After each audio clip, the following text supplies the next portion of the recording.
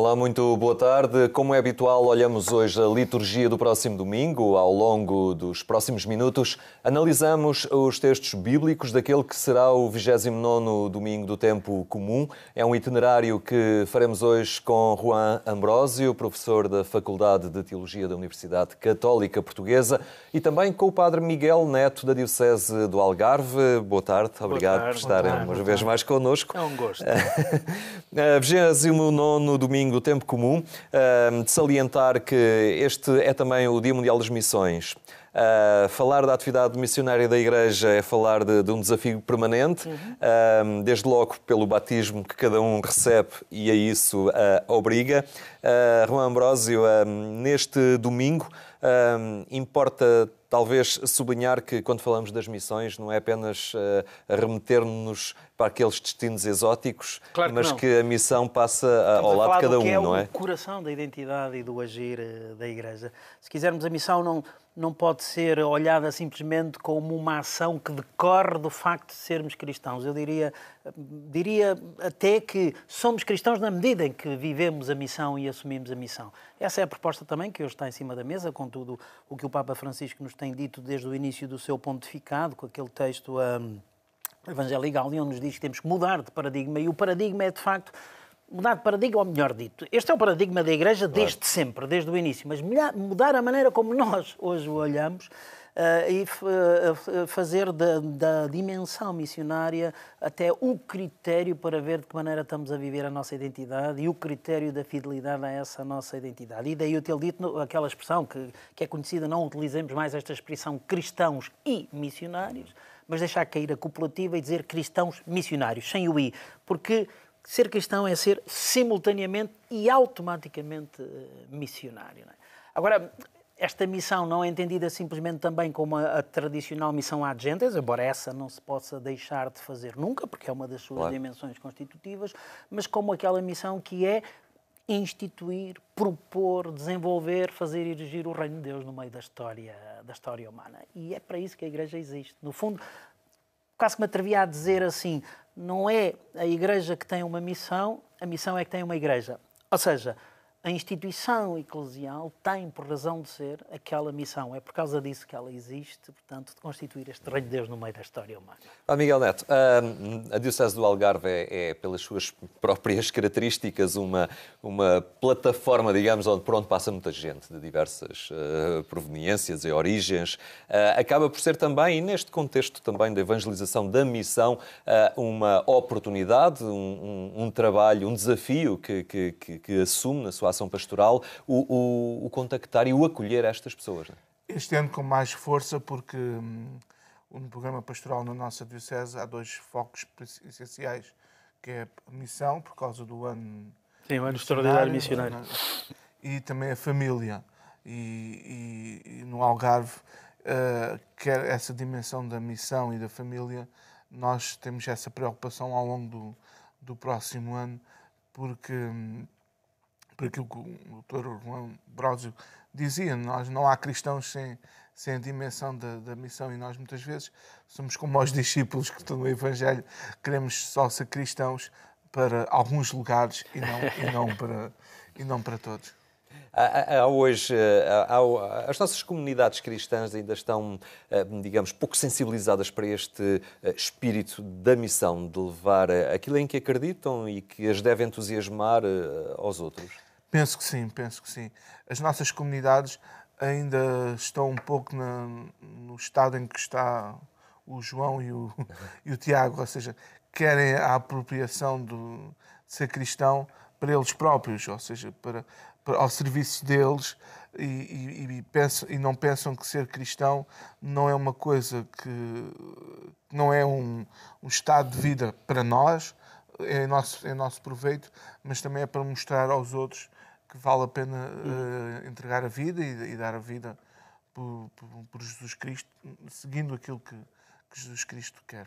Esta intervenção parece-me ser muito interessante porque pode haver esta ideia de pensar a missão simplesmente na sua dimensão adintra, ainda que seja uma saída, mas mesmo assim pensá-la na dimensão adintra. Ou seja, o que é que quero dizer com isto? Vou sair, vou a outros territórios, vou de encontro a outras sociedades, mas pura e simplesmente para criar a sociedade cristã, para criar a comunidade cristã. É óbvio que o anúncio tem que ser um anúncio explícito de Jesus Cristo, mas há aqui uma outra dimensão que, do meu ponto de vista, também faz parte integrante da missão e que não pode ser ignorada. E aí também acho que a sensibilidade não é tanta, que é a edificação da história humana enquanto tal. E não é simplesmente da história cristã, é da história humana enquanto tal. Ou seja, nós neste momento, a nível da comunidade humana, estamos perante um desafio imenso, também da comunidade eclesial, mas da comunidade humana, que é que futuro queremos construir. E esse futuro pode ser construído também com a luz do Evangelho, também inspirado pelo Evangelho. Mas não é um futuro só para cristãos, é um futuro para toda a comunidade humana. E esse também tem que ser, do meu ponto de vista, uma das notas a assumir na missão. Os cristãos são chamados a ser protagonistas da construção da história, iluminando essa história com a luz do Evangelho. O Padre Miguel Neto, ainda só aqui uma nota sobre a mensagem do Papa. O Papa joga com duas palavras, fala do ser enviado, mas também do sentir-se atraído. E são duas realidades essenciais para a missão. Eu penso que sim. Eu, por exemplo, já tive uma experiência de voluntariado missionário antes de ser ordenado e foi uma coisa muito enriquecedora para mim. Eu recebi muito mais do que aquilo que dei. E às vezes, nessa questão do ser enviado, nós muitas vezes pensamos que vamos dar. Mas não, eu penso que é necessário aquilo que o Juan estava a dizer, também uma questão de receber, e no sentido de receber enquanto mudança da nossa estrutura pessoal, enquanto mudança do nosso ser cristão. Porque se nós vivermos no nosso casulo, que é a nossa comunidade, nós até podemos ser os melhores cristãos da nossa comunidade, mas tem que haver um termo de comparação, tem que haver algo com outras comunidades que nos ajudam a evoluir muito mais. De acordo com o Evangelho, o João e o Tiago, se calhar, até eram dos melhores daqueles 12. Claro. E os outros provaram que também não eram muito melhores do que eles, porque também ficaram com ciúmes. Mas se calhar, se depois deste diálogo, do diálogo duro que Jesus Cristo teve com ele, na luta contra o carreirismo e contra o desejo, eles deram um passo em frente. E às vezes nós temos medo de sair do nosso casulo, da nossa comunidade.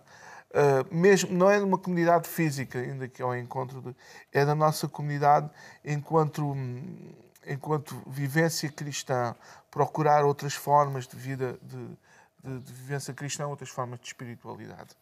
Muito bem, o Padre Miguel Neto criou aqui expectativa em relação a esta questão do Tiago e do João, do Evangelho, que é de Marcos, e vamos então escutar esse Evangelho deste 29º domingo do Tempo Comum. Naquele tempo, Tiago e João, filhos de Zebedeu, aproximaram-se de Jesus e disseram-lhe: Mestre, nós queremos que nos faças o que te vamos pedir. Jesus respondeu-lhes: Que quereis que vos faça? Eles responderam: Concede-nos que na tua glória nos sentemos um à tua direita e outro à tua esquerda. Disse-lhes Jesus: Não sabeis o que pedis. Podeis beber o cálice que eu vou beber e receber o batismo com que eu vou ser batizado? Eles responderam: Podemos. Então Jesus disse-lhes: Bebereis o cálice que eu vou beber e sereis batizados com o batismo com que eu vou ser batizado. Mas sentar-se à minha direita ou à minha esquerda não me pertence a mim concedê-lo. É para aqueles a quem está reservado. Os outros 10, ouvindo isto, começaram a indignar-se contra Tiago e João. Jesus chamou-os e disse-lhes: Sabeis que os que são considerados como chefes das nações exercem domínio sobre elas e os grandes fazem sentir sobre elas o seu poder. Não deve ser assim entre vós. Quem entre vós quiser tornar-se grande, será vosso servo, e quem quiser entre vós ser o primeiro, será escravo de todos.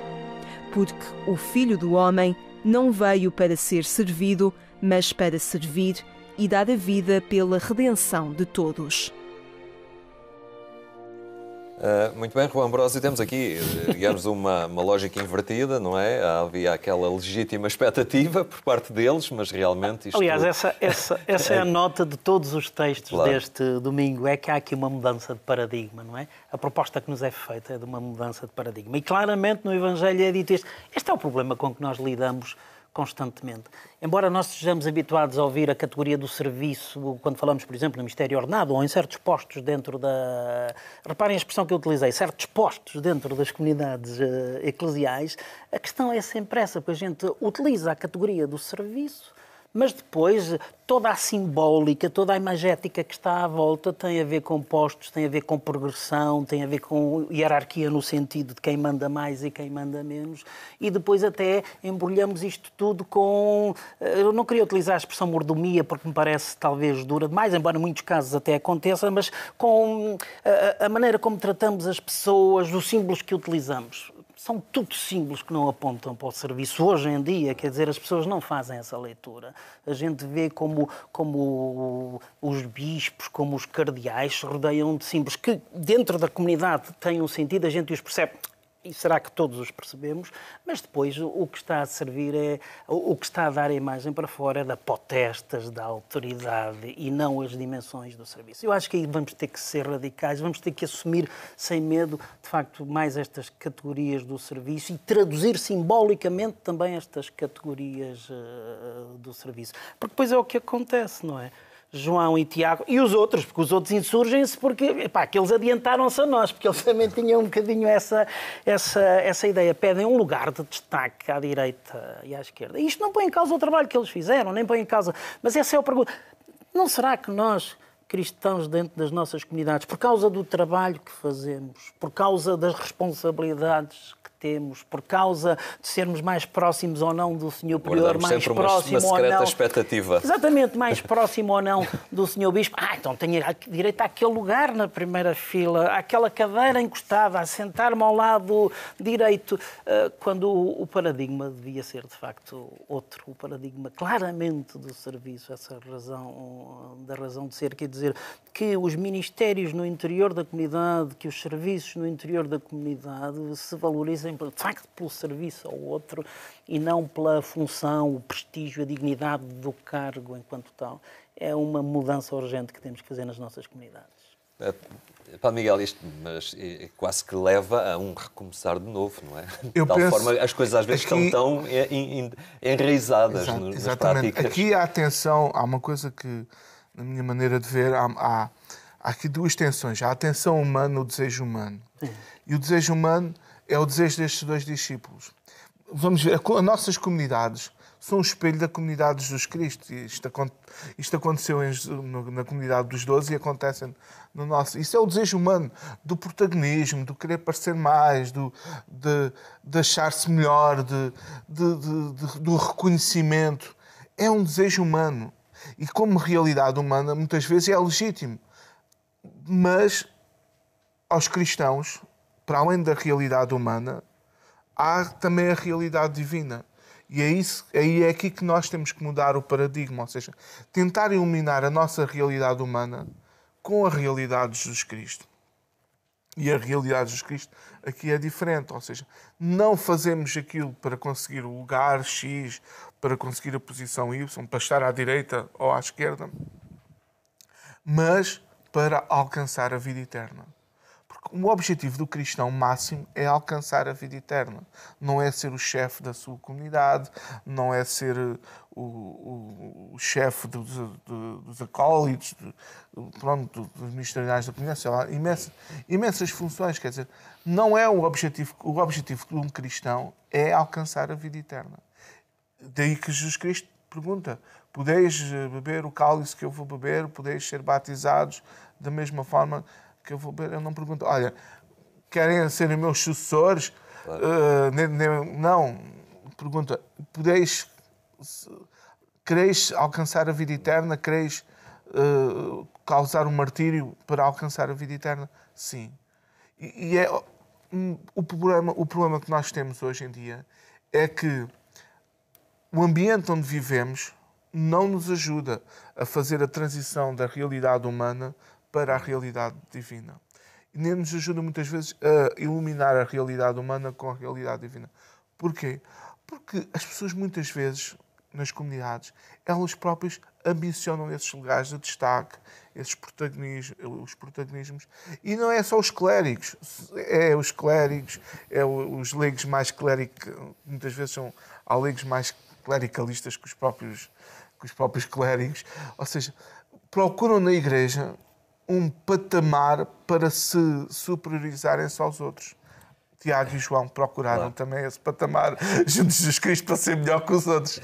Antes de avançarmos, ainda permanecendo aqui, e retirando um bocadinho esta análise da questão da comunidade cristã especificamente, muitas vezes não andaremos nós também cristãos a fazer passar esta filosofia de vida, por exemplo, para as crianças, não é? Quando elas, agora estamos no início de mais um ano escolar, e então lá vem aquela carga de incentivar ao sucesso a qualquer custo, para ter uma boa vida, para chegar ali, para ser importante. É muito interessante, e isso remete-nos também para os outros textos deste domingo. E daí o ter falado na tal mudança de paradigma, porque aqui de repente o pequeno, o frágil, o sofrimento, o não sucesso tornam-se também critérios a ter em conta. Com isto não estamos a dizer que o sucesso tem que ser o falhanço e que devemos educar as crianças para o falhanço. Não, devemos educar as crianças para darem sempre o melhor de si mesmas. Não para serem as melhores de todas. Se a gente educa as nossas crianças ou as comunidades, ou o que quer que seja, ou quem quer que seja, para ser o melhor de todos, estamos a educar a imensa maioria para a frustração, não é? Porque não podemos ser o melhor de todos, mas podemos ser o melhor que pudermos. Isso sim, ou seja, dar aquilo melhor que pudermos. E neste sentido do serviço, da mudança, da atenção ao pequeno, ao frágil. É preciso ter cuidado quando se diz isto, porque não estamos aqui a promover a fragilidade sem mais, não é? Mas está a dizer que a fragilidade faz parte da condição humana e ela deve ser integrada no sentido de dizer há coisas que não correm tão bem como eu pretendia e, portanto, vou ter que integrar isso, transformar isso, fazer dessa derrota caminho para poder fazer melhor a seguir. É importante sabermos introduzir estes critérios e a atenção que é dita depois nos... Reparem, a segunda leitura vai-nos falar nisso. Sim, podemos entrar então, nessa leitura de Isaías, Jesus, primeira que leitura. Assume a nossa condição. Claro. Não é? Assume a nossa condição para quê? Para abrir a nossa condição, para abrir na nossa condição o horizonte de Deus. Para que esse horizonte se torne visível, alcançável, possível. No fundo, esse é o desafio que é lançado às comunidades cristãs, penso eu, e a todos os cristãos, é que elas sejam intercessoras, sejam presença no meio da história humana de um novo horizonte, de um outro horizonte, e que esta proposta que é o reino de Deus e que Deus vem trazer para todos, seja de facto um horizonte visível, alcançável, e portanto um horizonte que pode fazer parte das decisões e dos nossos projetos, das nossas estratégias, porque ele está ali, pode ser alcançado. Foi isso que Jesus fez. Penso que é isso que as comunidades cristãs têm que fazer. Penso eu que também é importante, na questão da fraqueza e da fragilidade, e a segunda leitura fala-nos nisso, é que Jesus Cristo desceu até à nossa fraqueza e à nossa fragilidade, também para iluminar e também para ajudar. Ou seja, se nós formos totalmente fortes, não precisávamos de Jesus para nada. Não havia esse reconhecimento da graça de Deus na nossa vida. E essa fraqueza...